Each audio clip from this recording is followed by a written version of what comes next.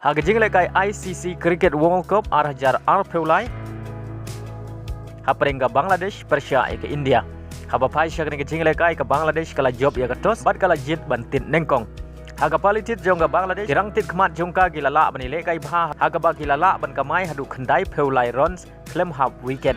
Bar hadu bakut ka inning jongga Bangladesh kalala ban kamai hadu arspa san penriu runs bar half ra wicket naki san peu over. Haga bau Linton Das ulala ban kamai henriu penriu runs naga benta ka Bangladesh haga ni ke jingle kai. Kinong kawang bol jong ke India, Ubombra Usiraj bat Ujaneja, kiliok ban khormar ar wicket haga ni ke jingle kai. Haga palitit jong ke India kirang tit kmat ke India kilala ban ile kai bha, haga ba kilala ban pelim ya ka runs jong ke Bangladesh dah nyau wicket. Haga ba ke India kalala ban kamai ar spa an riu peway run hab live wicket tang haki southway point lie overs.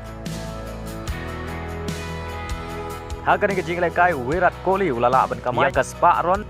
Haga bau lala ban kamai hadu shispa Lyrons claim out.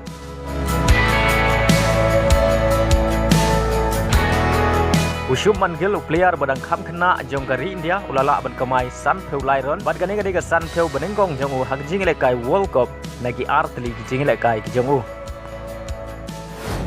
Haga jingle kai Serie A jong kari Brazil hapreng ka kenhun ulo Suarez ka Grêmio Persia ka Atletico. Haba pai shakne ke jingle kai ka Grêmio ka layo shwa ban penkhi jar nengkong tang ha ka minit ka bahnyau Henry ka Atletico ka layo ban thap ya ki argul ki jongka ha ka minit ka balai phra bar ya ka gul pen job ka layo ban thap ha shwa ban kut ka jingle kai kata ha ka minit ka khandai pheu plus sau ban leng ba ka ne ka nam rem ka Grêmio ka ha ban hiar sha ka kerdan ka basau na ka kerdan ka ba ar ha ka mi ya khen point